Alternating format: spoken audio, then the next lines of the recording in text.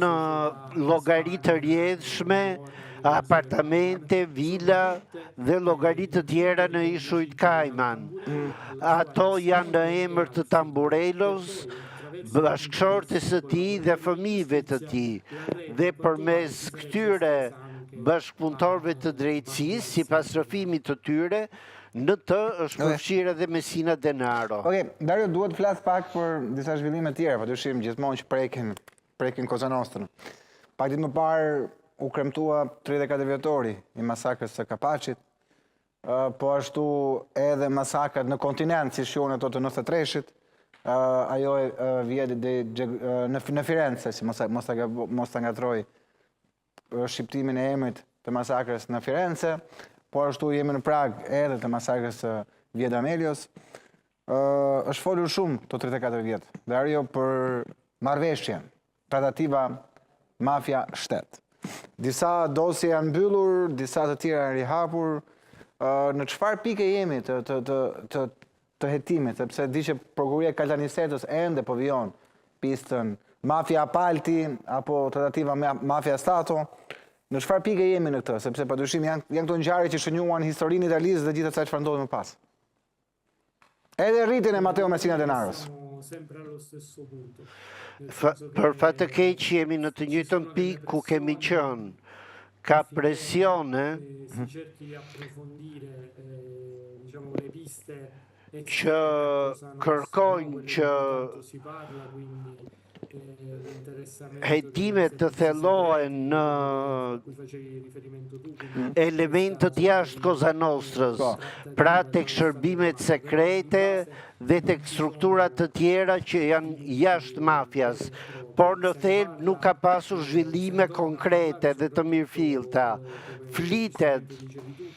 Përflitet kur janë përvjetorët dhe këtyre ngjarjeve, sidomos në periudhën mes majit, korikut dhe gushtit, por nuk ka një zhvillim të mirëfillt. Më të rëndësishmit janë ato që lidhen me figurën e Matteo Messina Denaros, por nuk ka një referim konkret tek tratativa shtet-mafje. Janë të gjitha hetime që synojnë të rindërtojnë aspektin ekonomik, pra atë që për të cilin është kujdesur Messina Denaro dhe është i lidhur me elementët që kanë ndihmuar Messina Denaron gjatë taratisë së tij. Ka jaka të bardha të përfshira, si për shembull avokati që ka menaxhuar pasurinë e tij, por duhet kemi parasysh për një arrati që ka zgjatur për 10 vjet dhe këto mbulime, kjo ndihmë që i është ofruar Denaros nuk ka qenë thjesht nga një avokat që më parë ka qenë trafikant droge.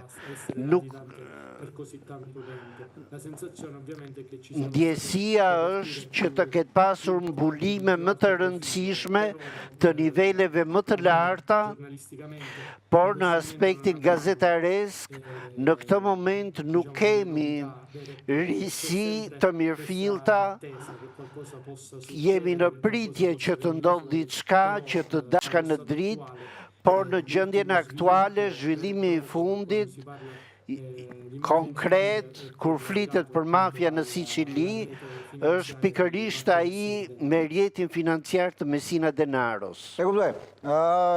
Ti the, për të kthyer një herë Messina Denaro, ti the që me drejtë kjo nuk është pasuria vetme. Ku ka dyshime strukturat hetuese italiane që mund të jetë pjesa tjetër e pasurisë së Messina Denaros? Pra ku po vijojnë hetimet? Në çfarë drejtimesh po vijojnë hetimet?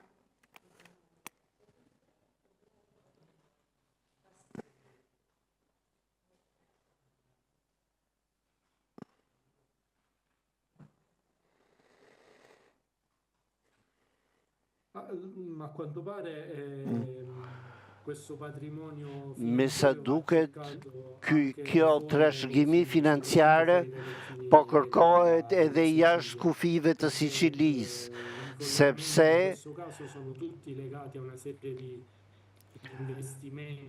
kemi të bëjmë me investime që janë bërë në Spanjë, kryesisht në jug të Spanjës, kryesisht në sektorin e pronave të patundshme, bëhet fjalë për prona luksoze, por ka edhe investime në tituj bursash, pasi Tamburelos, personazhi që përmendëm më parë, ka pasur lidhje me një bank në Liban, ku janë depozituar miliona euro. Gjithashtu është depozituar edhe arë, pasi flitet për 12 kilogram arë që janë gjetur. Të penduarit kanë folur edhe për disa dyqane akullore që janë hapur në jug të Spanjës. Ndër vite disa gjëra nuk kanë mbajtur, pasi në procese emri Messina Denaros është lidhur me investimet në supermerkate dhe në energjinë rinovueshme. Flas këtu për energjinë alternative, ndaj mund të themi se investimet janë të shumta dhe ato që janë gjetur, sidomos sa i përket investimeve në energjinë alternative, nuk është arritur ajo që pritej. Pra kemi shumë sektor dhe me sa duket është ndjesia se shumë investime janë bërë jashtë kufive të Italisë. Edhe në paradisa fiskale si Luksemburgu, Andora, Ishujt Kajman e të tjera. E kuptoj. Ndërkohë, si kanë qenë reagimet në Sicili pas këtyre sekuestrimeve të ajo? Flasë të qytetarëve thjeshtë, njerëzve thjeshtë, pasi u bë ky sekuestrim, 200 milion euro.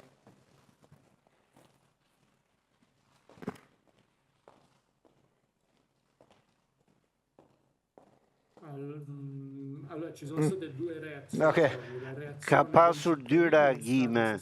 Ai qytetarëve ka qenë indiferent,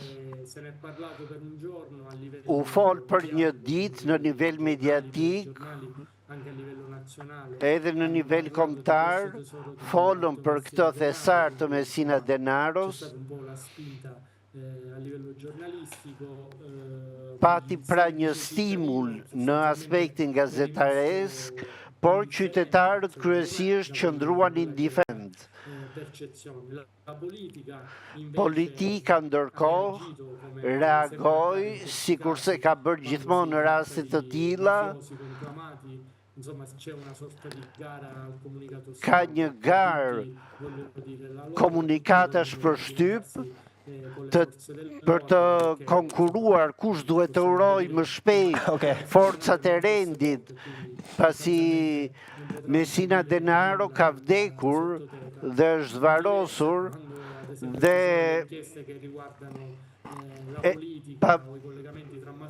ka marrë disa sekrete me vete, pasi ka hetime që kanë lidhje mes mafjas dhe politikës.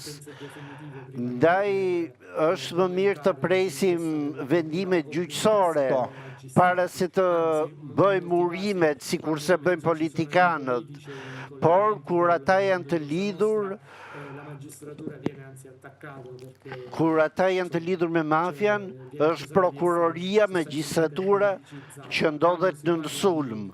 Kur flitet për mafios me emër që kanë dënime të forta brapa shpatullave, atëherë ata nxitojnë të urojnë prokurorët. Pra në Sicili dhe në Itali ekziston ky mentalitet. Okej, tani